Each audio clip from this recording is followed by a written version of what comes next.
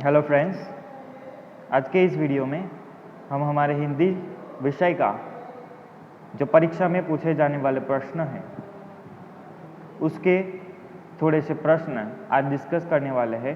हमने ऑलरेडी अगले वीडियो में सविस्तर उत्तर डिस्कस कर लिए हैं और आज 2-3 वाक्य में उत्तर वह हम डिस्कस करने वाले हैं।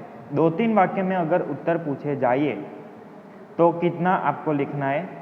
फर्स्ट ऑफ ऑल बहुत ज़्यादा लंबा नहीं लिखना होगा उसमें, क्योंकि यह 2-3 वाक्य में उत्तर है इसलिए। इसके अलावा एक और भी चीज़ जो आपको ख्याल में रखनी है, हो सकता है कि 2-3 वाक्य में भी आपका जो आंसर है वो छोटा भी हो सके, यानी कि सिर्फ एक लाइन का। उसमें आपको कोई चिंता करने की ज़रूरत नहीं है। लेंथ मैटर नहीं करता, आपने क्या लिखा है वह मैटर करता है। तो वो जो चीज़ है वो आपको नज़र में रखनी होगी।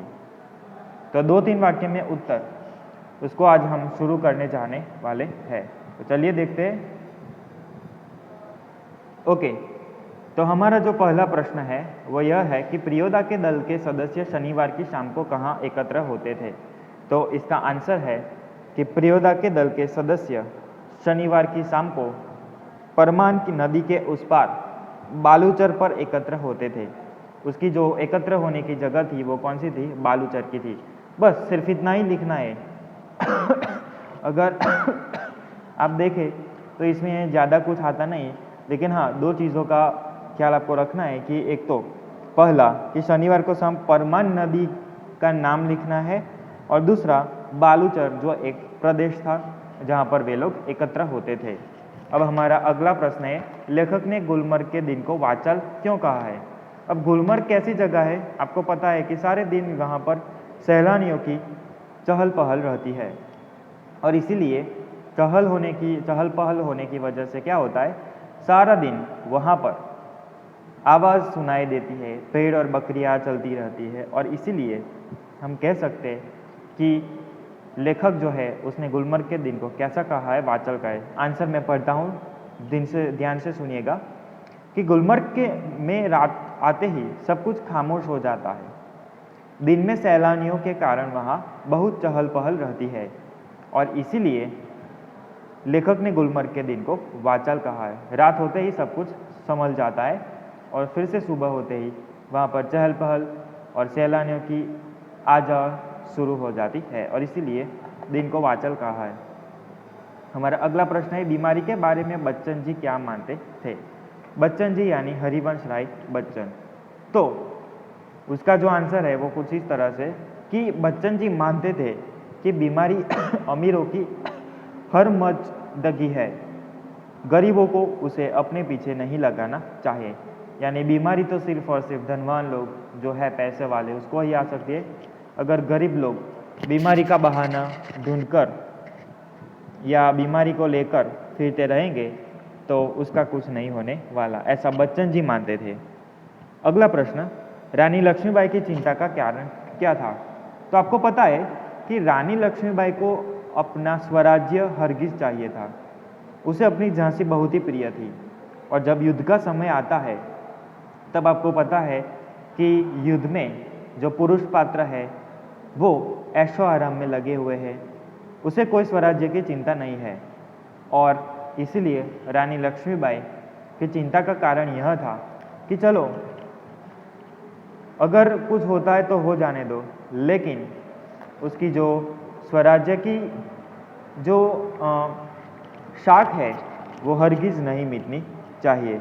तो रानी लक्ष्मीबाई यह कहना चाहती है, आंसर कुछ इस तरह से है, सुनो, कि रानी लक्ष्मीबाई का चिंता का कारण यह था कि बहुत प्रयत्न करने के बाद भी स्वराज्य उनके हाथ में नहीं आ रहा था। उसकी जो चिंता थी वह सिर्फ यह थी कि स्वराज्य उसको हरगिज पाना था, लेकिन युद्ध के समय जो पुरुष पात्र थे वो कुछ ज़्यादा ध्यान नहीं दे रहे थे और यह ही उसकी चिंता का बहुत ही बड़ा कारण था।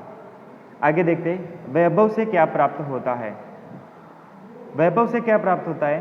तो आपको पता है कि वैभव ऐसी चीज़ है जो हमें लगती तो अच्छी है लेकिन उससे कुछ और कुछ प्राप्त नहीं होता, सिर्फ और सिर्फ आलस और सिर्फ हम हमारा ही जो हम कह सकते हैं कि हमारी जो शक्तियाँ हैं उन्हें ही मिटाने का प्रयत्न करते हैं। कैसे?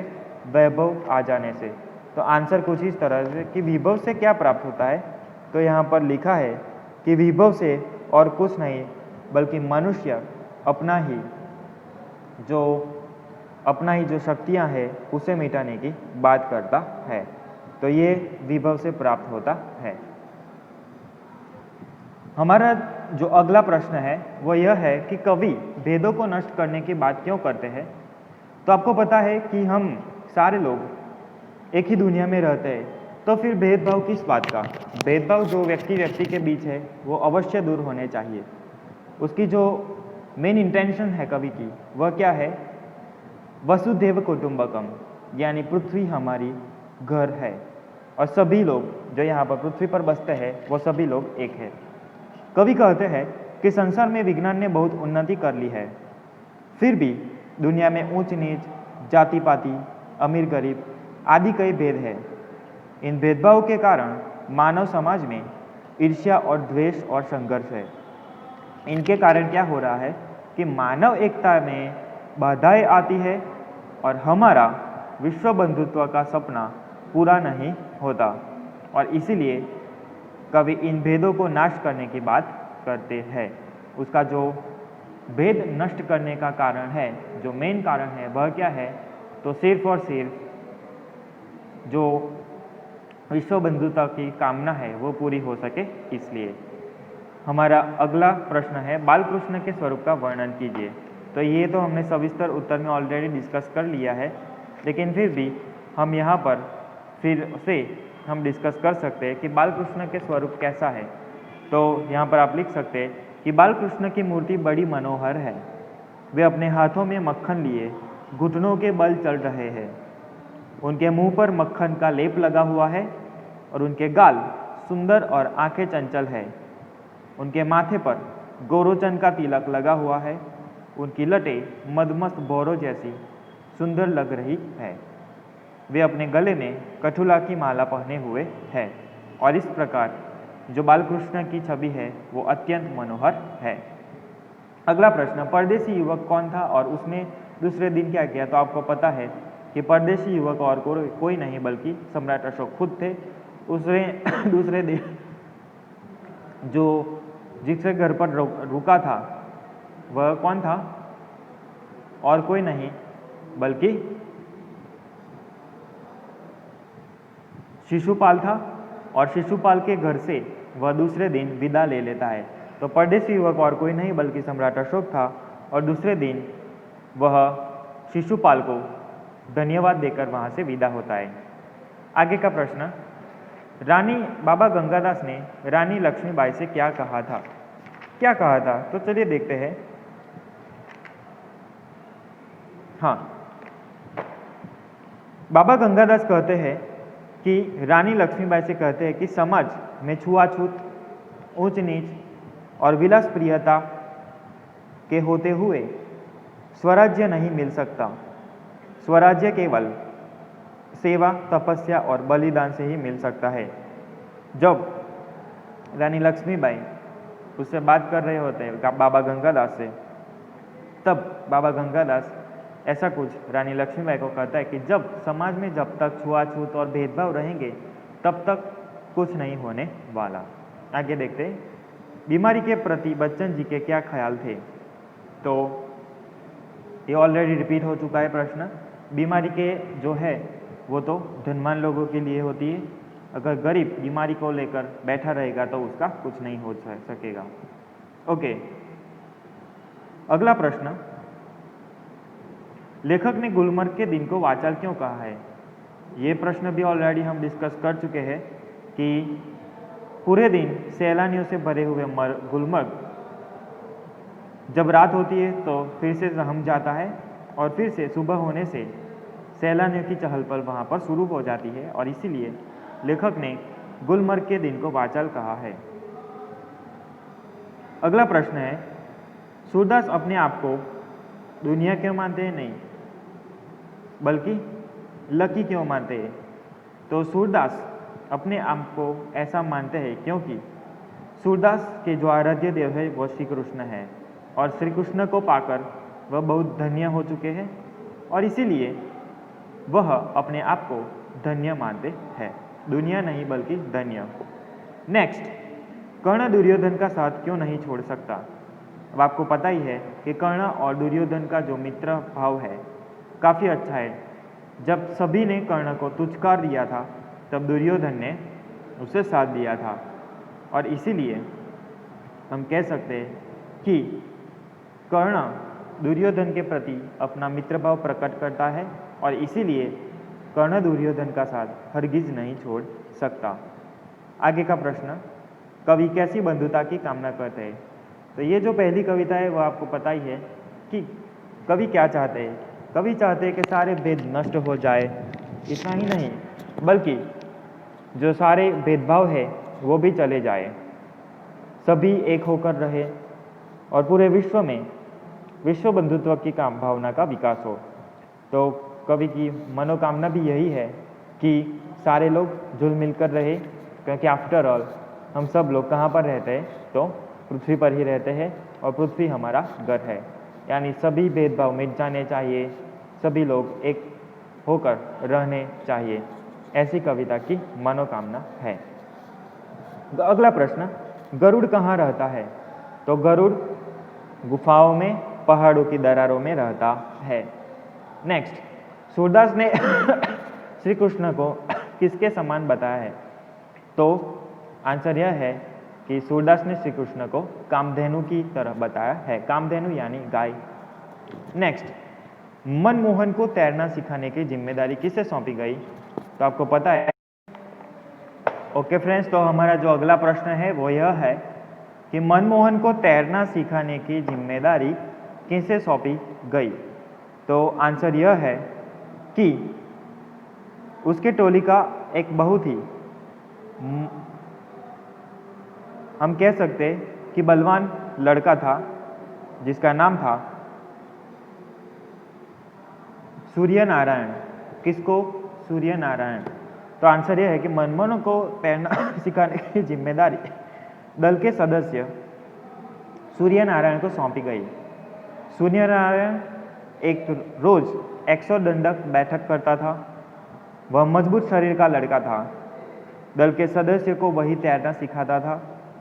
सूर्य नारायण ने कहा कि एक दिन उठाकर पानी में फेंक दूंगा तो खुद तैरने लगेगा।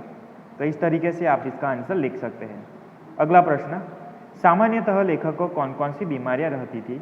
तो सामान्यतः लेखक यानी हरिवंश राय बच्चन जी को जुकाम, खांसी और ताव जैसी बीमारियां रहती थी। आगे का प्रश्न, सम्राट अशोक ने शिशुपाल को राजमुद्रा क्यों दी?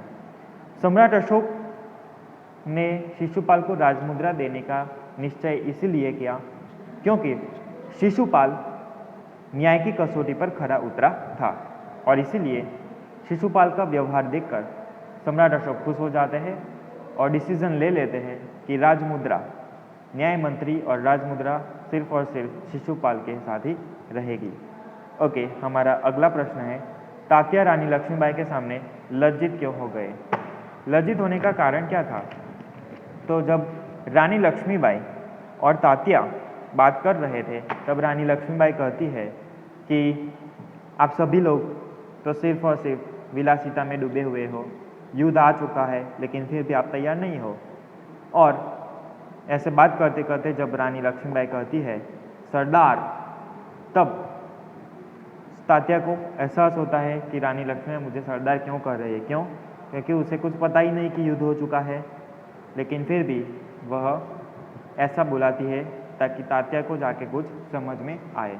ओके, तो आंसर यह है कि रानी लक्ष्मीबाई ने तात्या को सरदार कहकर संबोधित किया। रानी के मुंह से अपने लिए यह संबोधन सुनकर तात्या लज्जित हो उठता है। तो 2-3 वाक्य में उत्तर, जिसमें मैंने कविता और पाठ दोनों के प्रश्न और उत्तर इंक्लूड किए हैं। ये जो सारे प्रश्न हैं उसके आंसर्स ऑलरेडी आपके साथ आपकी वर्कशीट्स में है, तो उनमें से आप पढ़ लीजिएगा। लेकिन हाँ, अगर आपके पास वर्कशीट नहीं है तो ये वीडियो अवश्य देखिएगा, तब जाकर आपको आप एग्ज़ाम में इसको अच्छी तरीके से लिख सकेंगे। अब हमारा जो अगला हिंदी का वीडियो आएगा उसमें हम थोड़ा सा ग्रामर पार्ट लेंगे और इसके साथ साथ थोड़ा कंपोजिशन पार्ट भी थोड़ा डिस्कस करेंगे। ओके, तो चलिए मिलते हैं हमारे अगले वीडियो में। तब तक के लिए अपना ख्याल रखना, और ये जो सारे प्रश्न हैं वो आपको फिर से लिखने नहीं है नोटबुक में, बिकॉज ऑलरेडी आपने इसको लिखे हुए हैं इसलिए। तो चलिए मिलते हैं, तब तक के लिए अपना ख्याल रखें। Thank you.